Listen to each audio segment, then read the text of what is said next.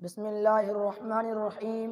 الحمد لله وكفى وسلام على عباده الذين اصطفى. أما بعد، فقد قال النبي صلى الله عليه وسلم: من تزوج امرأة لعزها لم يزد الله إلا ذلا، ومن تزوج عالما لها لم يزد الله إلا فقرا، إلى آخره، او كما قال علیہ الصلاۃ والسلام.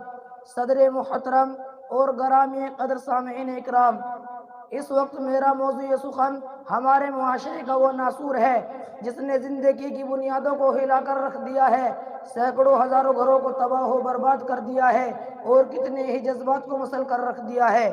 یہ وہ بیماری ہے جسے ہم اور آپ جہیز کے نام سے یاد کرتے ہیں. میں نے خطبے کے بعد ایک حدیث شریف پڑھی ہے. اس میں حضور پرنور محمد عربی صلی اللہ علیہ وسلم کا پاک ارشاد ہے کہ جو شخص عزت حاصل کرنے کے لیے شادی کرے گا تو رب ذوالجلال اس کو ذلت کے سوا کچھ نہ دیں گے، اور جو شخص مال کے لالچ میں شادی کرے گا اس کو فقر و فاقہ اور تنگ دستی کے سوا کچھ نصیب نہ ہوگا. اسلام کے پاسبانوں، آج ہندوستان کے اندر اور خاص طور سے ہمارے معاشرے میں جہیز ایک ایسا ناسور بن گیا ہے جو ایٹمی ہتھیار سے زیادہ خطرناک اور مہلک ثابت ہوتا جا رہا ہے. اس منحوس جہیز کی بنیاد پر ہندوستانی معاشرے میں روزمرہ اخبارات کی رونق زار بن کر یہ سرخیاں چھپتی ہے کہ فلاں شوہر نے اپنے سسرال والوں سے موٹر سائیکل نہ ملنے پر اپنی نئی نویلی دلہن کو جلا دیا، فلاں شخص نے مزید جہیز کا مطالبہ پورا نہ کرنے پر اپنی بیوی کو موت کے گھاٹ اتار دیا. عجب ماجرا اے حضرات دیکھیے، عجب ماجرا اے حضرات دیکھیے، داماد مانگتا ہے خیرات دیکھیے. پیارے دوستو، اخبارات کی یہ سرخیاں ابھی غیر قوموں ہی کے بارے میں نظر آتی تھی، مگر افسوس صد افسوس کہ رفتہ رفتہ ہمارے اسلامی معاشرے کے اندر بھی یہ وبا پھیل چکی ہے.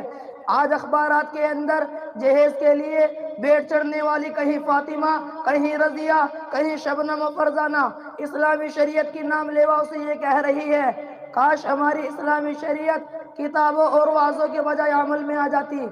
پیارے دوستو اور اسلام کے نوجوانوں، عورت رب ذوالجلال کی جانب سے عطا کردہ وہ حسین تحفہ ہے جس نے انسانی زندگی کو رعنائی بخشی. اسی عورت کے دم سے نظاروں میں خوبصورتی پیدا ہوئی. اسی معصوم کلی نے حضرت آدم علیہ السلام کی زندگی سے خوف و وحشت کو دور کیا. مگر ان تمام باتوں کے باوجود ظلم و ستم کی تاریخ شاہد ہے کہ اس دار فانی میں جتنے مظالم برپا ہوئے ہیں ان میں زیادہ تر صنف نازک ہی پر کیے گئے ہیں. اس بے رحم سماج نے عورت کو جس نظر سے دیکھا ہے وہ نہایت ہی قابل مذمت ہے.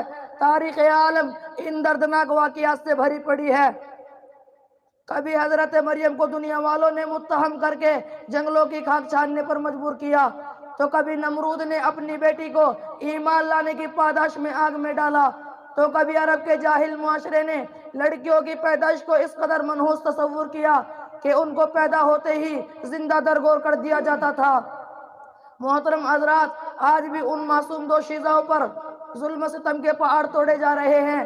جبر تشدد کی خاردار جھاڑیاں ان کی راہ میں حائل ہے. آج بھی ان عورتوں کے ارمانوں کا خون کیا جا رہا ہے. غریب گھرانے کی بچیوں پر خدا کی زمین اپنی وسعت اور کشادگی کے باوجود تنگ ہو رہی ہے. ساری دنیا پر یہ بات روز روشن کی طرح آیا ہے کہ جس گھر میں لڑکی جوانی کی دہلیز پر قدم رکھتی ہے اسی وقت سے والدین کی نیند حرام ہو جاتی ہے.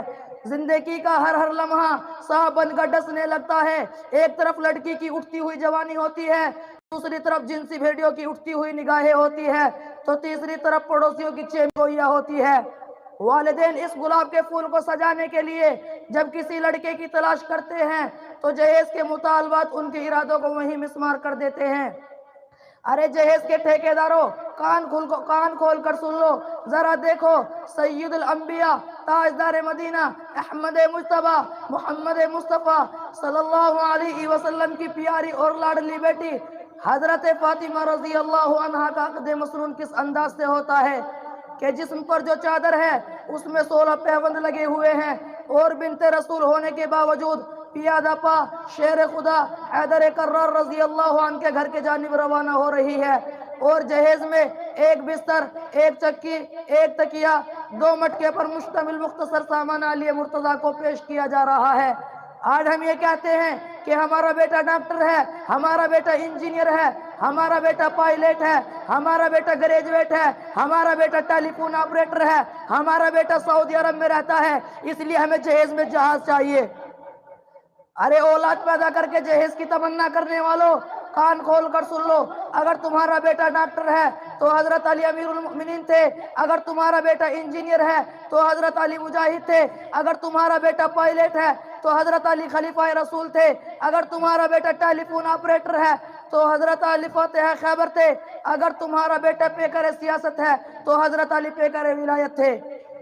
حضرات آئیے ہم سب مل کر اس بات کا عہد کریں کہ اس جہیز جیسی ملعون رسم کو مٹا کر دم لیں گے، یہ سنگ گرا جو حائل ہے رستے سے ہٹا کر دم لیں گے، ہم پھول بھی ہے تلوار بھی ہے باطل کو مٹا کر دم لیں گے۔ وما علینا الا البلاغ۔